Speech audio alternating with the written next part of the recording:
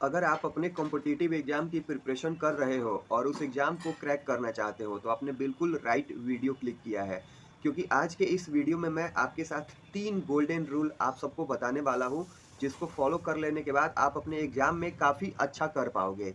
तो इस वीडियो को स्टेप बाय स्टेप देखना, कंप्लीट देखना, किसी भी पार्ट को स्किप मत करना, नहीं तो आप समझ नहीं पाओगे।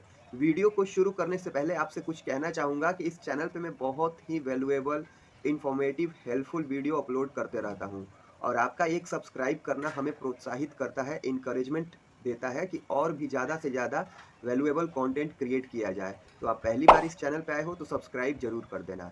तो बिना टाइम वेस्ट किए टॉपिक पे आते हैं कि सबसे पहले आप जिस किसी भी एग्ज़ाम की प्रिपरेशन कर रहे हो, गोल्डन रूल 1 ये कहता है कि आपको उस एग्ज़ाम का सिलेबस नहीं, ऑफ़िशियल सिलेबस, आप जिस किसी भी एग्ज़ाम की प्रिपरेशन कर रहे हो तो उस एग्ज़ाम के ऑफ़िशियल नोटिफ़िकेशन में या ऑफ़िशियल वेबसाइट पे आप जाइएगा तो वहाँ पे आपको ऑफ़िशियल सिलेबस मिल जाएगा।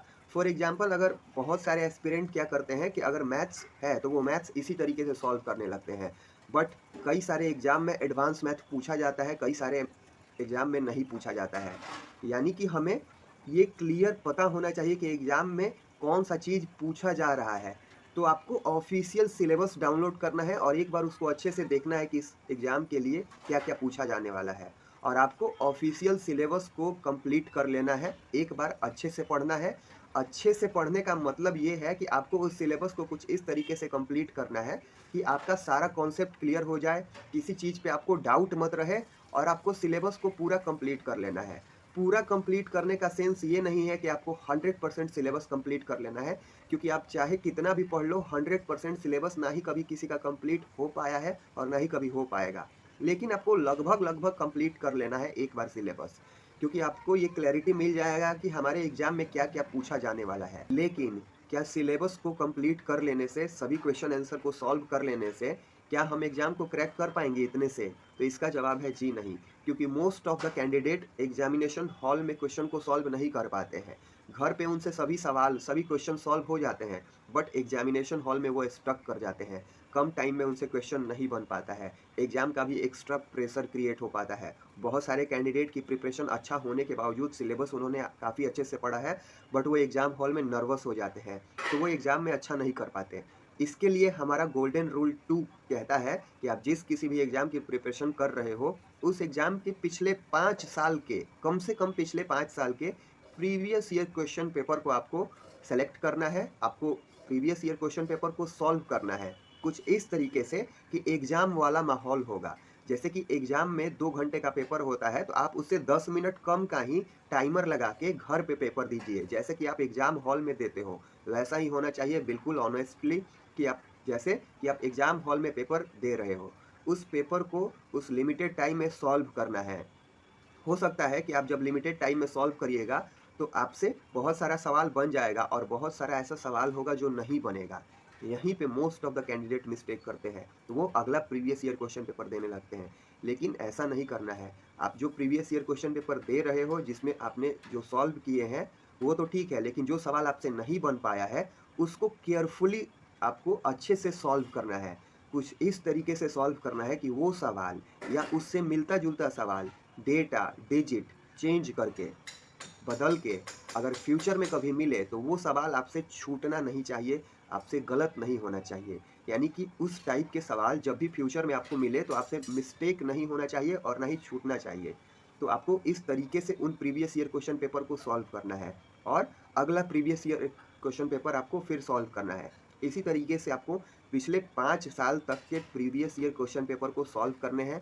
जब 5 साल तक के प्रीवियस ईयर क्वेश्चन पेपर को आपको सॉल्व कर लीजिएगा, तो आपको क्लैरिटी मिल जाएगी कि आखिर एग्जामिनर पूछना क्या चाहता है, किस तरीके के क्वेश्चन एग्जाम में आते हैं। आपको इम्पोर्टेंट और रिलेवेंट क्वेश्चन भी पता चल पाएंगे।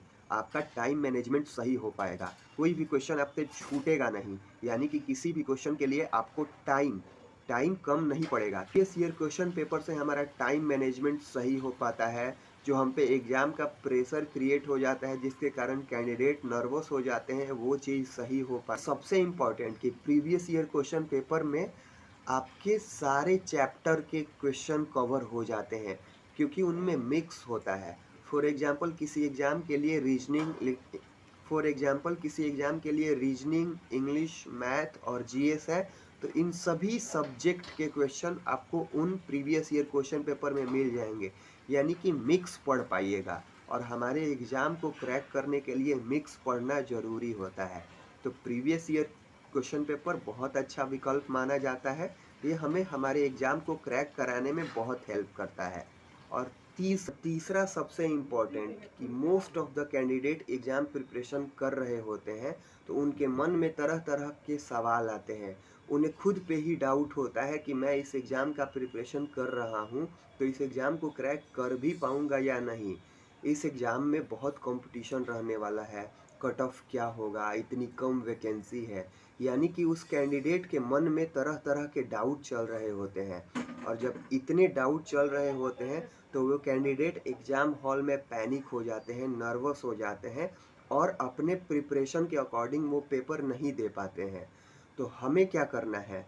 हमें अपने आप पे भरोसा रखना है, कॉन्फिडेंट रहना है और बिल्कुल काम होकर के, रिलैक्स होकर के, बिना रिजल्ट की परवाह किए अपना बेस्ट देना है एग्ज़ाम में। अब ज़ाहिर-सी बात है कि एक कैंडिडेट जो बहुत परेशान है, नर्वस है, वो कैंडिडेट और एक कैंडिडेट जो काम है, रिलैक्स है, दोनों पेपर देने जाएँगे, तो जीतने की संभावना किसकी है? आप कमेंट में ज़रूर बताना। मेरे हिसाब से वही कैंडिडेट जीतेगा जो बिल्कुल काम है, रिलैक्स है और कॉन्फिडेंट है।